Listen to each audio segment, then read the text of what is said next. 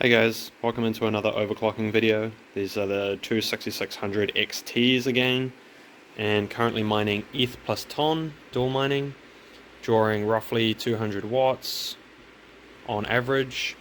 And yeah, done some math here. So 200 minus 17 is 183. 17 is the system idle. So the two GPUs are using 183, which means they're using 91.5 watts each. We already know that on these GPUs they use 54 watts on ETH alone. So we subtract that 54 from the 91.5 it's now using, which leaves us with an additional 37.5 watts that we're using for mining TON.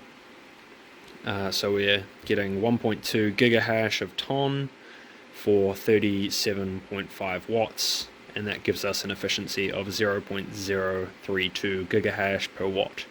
And I'll jump into the software and show you guys the settings that I used to achieve this. So we're over in the software now, so you can see I've got the same numbers up here, ETH plus TON, wattage per GPU, and that's the wattage just for TON. So that's the efficiency just for TON, and that's the efficiency for the Ethereum that we're still mining. If we look at this one here, so this is the RX 6600, this here. These are all the numbers that I did. You can see the Ethereum hash rate, power, and then efficiency here. So the 6600 non-XT obviously gets a little bit less megahash, and is higher efficiency. This is 0.583. The 6600 is 0.6215. And then on the TON, this one gets slightly higher gigahash, 1.2 gigahash, whereas the 6600 got 1.1 gigahash at almost the same wattage. So the 6600 XT is slightly more efficient for TON, but yeah, it's also slightly less efficient on Ethereum. So yeah, and then you're paying an extra, probably a couple $100 for an extra 100 megahash on TON, and like 2.5 megahash on ETH. Yes, we have lost a little bit of megahash switching to dual mining, and that is because I have changed the core. So the core clock was kind of bumping up the megahash on Ethereum. So yeah, changing that from the optimal setting also changes the Ethereum hash rate. And I've also noticed that this one isn't specifically stable. Drops down to 30.8. This one's around 32, and then drops down to 31.7. This one drops to 30.8, but usually hovers at 31.15 or so. And there it goes, they switched.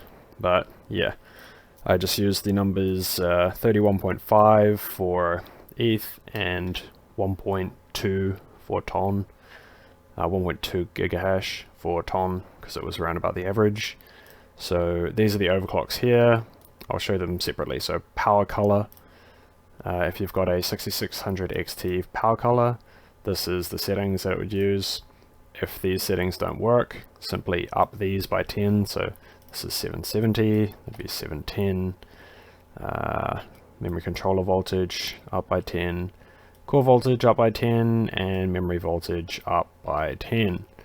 And then just hit apply, and then presumably if you've done that and your rig has crashed, then you change those settings, and then you just come up here and reboot the rig. Or if it's properly crashed, you might have to go flick it off at the wall and back on, or at the power supply anyway. Or if it has a reset button, just hit that.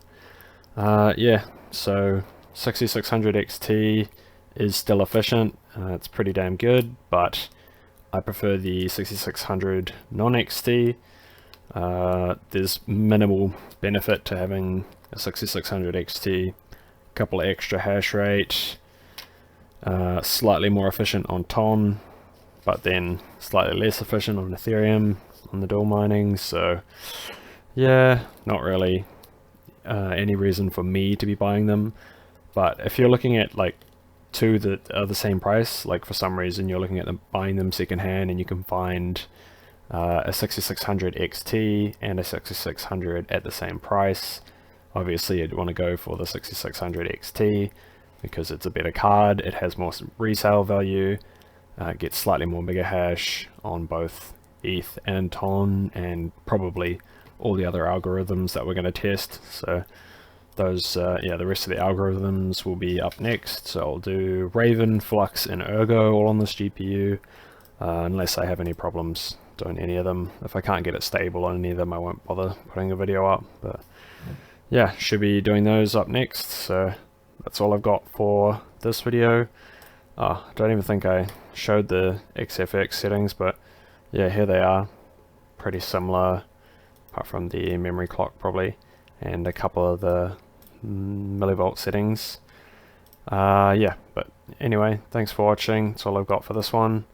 Leave a like, comment, and subscribe to support the channel, and have a great day. See ya.